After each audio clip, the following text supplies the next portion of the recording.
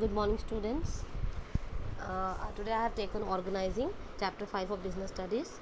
Students, as we know that organizing is the second function of management. In my previous video, I discussed about the meaning and process of organizing, and today I have taken the importance of organizing. So let's discuss these importance one by one. So first is specialization. So students, as we know that in organizing, the manager has to divide the work into small pieces. Manager का काम है that he has to divide the total work between the entire staff, but according to their specific skills. Manager जो भी काम को बांटता है वो skills के अकॉर्डिंग ही बांटता है, so that the individual who knows how to perform he can perform that work very well. For example, a teacher of mathematics, a teacher who teaches maths in the class, he cannot teach Hindi. और हिंदी नहीं पढ़ा सकता, और उसको अगर हम हिंदी पढ़ाने के लिए दे दें तो क्या होगा, टूटी फूटी हिंदी पढ़ाएगा, because he is expert in mathematics only. तो उसको हम मैथ्स सब्जेक्ट ही देंगे पढ़ाने के लिए. So in the same manner the manager divides the work into the total work divides the total work into small pieces, into small parts, according to the skills of the employees की जैसी skills हो उनको वैसा ही काम दिया जाता है. and with the repetition of this work, और इस काम को रिपीट करते करते what happen, the employees get specialized. so in this manner the organization gets the specialized task. एक ऑर्गेनाइजेशन में स्पेशलाइज्ड लोग जो हैं वो काम करते हैं, उनका एक जो है स्पेशलाइजेशन बन जाता है उनके अपने काम की तरफ. जब एक ही काम को बार बार वो करते हैं, एक ही काम उनसे बार बार करवाया जाता है, they became master of that particular work. So with the help of organizing we can say that it creates specialization among the working staff. Second is role clarity and working relationship.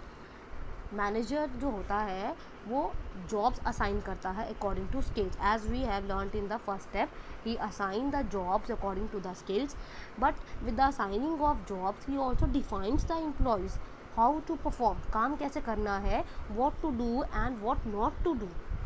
वो साथ साथ में ये भी बताता है कि उनको क्या करना है और क्या नहीं करना है. All the working staff they should know to whom they have from whom they have to receive the orders, to whom they have to report, and to who they can give orders. उनको पता होना चाहिए that who are my superiors, who are my subordinates. So this is the duty of manager to inform them about the superiors and subordinates. Manager will define them how much authority they should have, उनके पास कितनी authority है. इससे क्या हो जाता है, working staff को उनका रोल समझ में आ जाता है, उनको पूरा क्लैरिटी हो जाता है, वर्किंग रिलेशनशिप स्ट्रॉन्ग हो जाते हैं. When they know to whom they have to report after the work is over. जब उनका काम ख़त्म हो जाएगा उनको किसको रिपोर्ट करना है, और उनको अगर किसी को ऑर्डर देना है तो they should know who are the subordinates to him, उनके सबॉर्डिनेट्स कौन है.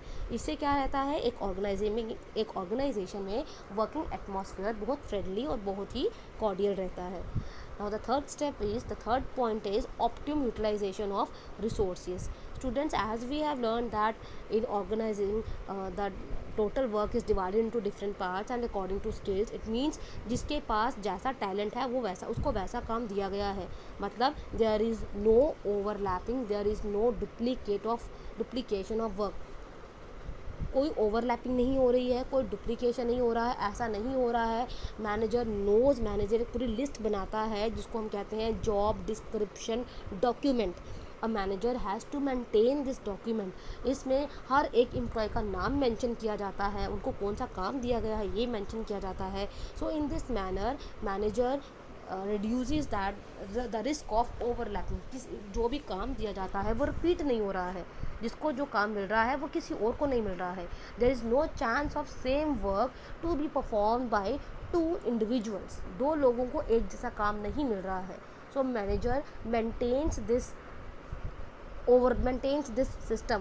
उनको एक डॉक्यूमेंट रखना पड़ता है. Manager has to maintain this document known as job description document, in which he has to mention the name of the employee, the work given to him, उसको कौन सा काम दिया गया है और किसको दिया गया है, ताकि कोई भी गलती का चांस नहीं। So, एक जैसा काम किन्हीं दो लोगों का ना मिल जाए, कोई ऐसा चांस ही नहीं है। And because specialisation is there, तो ऑप्टिमल यूटिलाइजेशन ऑफ रिसोर्सेज तो होगा ही। जब हम एक ही काम को बार बार करते हैं, we can use the resources in a best possible manner. हम रिसोर्सेज को बहुत अच्छे से यूज़ करते हैं। when we are doing the same work, we are doing the same work again and again, बार बार हम एक काम करते जा रहे हैं, हम उसमें मास्टर बन गए हैं। तो यूटिलाइजेशन ऑफ सोर्सेज तो हमेशा अच्छा ही रहेगा।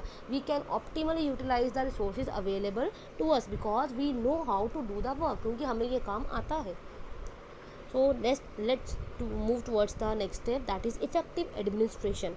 Students, as the manager divides the total work, similar jobs are grouped into one department. जो एक जैसा काम होता है वो एक ही डिपार्टमेंट में ग्रुप कर दिया जाता है। लाइक परचेजिंग का जितना भी वर्किंग स्टाफ है उसका एक डिपार्टमेंट होगा, फाइनेंस का एक डिपार्टमेंट होगा, परचेजिंग का एक डिपार्टमेंट होगा, एचआर का एक डिपार्टमेंट होता है। तो इससे क्या हो जाता है, बड़ा इजीली हम कोऑर्डिनेट कर सकते हैं डिपार्टमेंट को। मैनेजर्स के लिए बहुत ईजी हो जाता है डिपार्टमेंट्स को कोऑर्डिनेट करना, और इससे क्या होता है, हमारा मैनेजिंग और एडमिनिस्ट्रेटिव स्टाफ जो होता है वो बहुत ही इफ़ेक्टिव हो जाता है।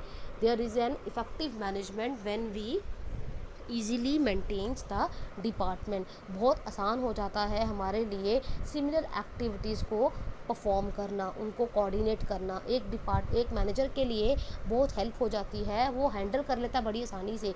एक ही डिपार्टमेंट जब एक जैसा काम कर रहा है, एक ही एक्टिविटीज़ जब एक ही डिपार्टमेंट में है, तो उनको कोऑर्डिनेट करना, उनको मैनेज करना, उनको हैंडल करना मैनेजमेंट के लिए, एडमिनिस्ट्रेशन के लिए बहुत ईजी हो जाता है, और हमारी जो एडमिनिस्ट्रेशन होती है वो बहुत इफ़ेक्टिव हो जाती है।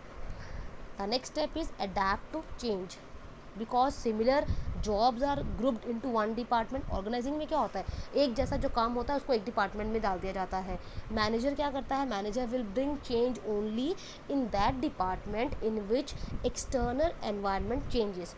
सिर्फ उसी डिपार्टमेंट में चेंजेस लाता है जिसका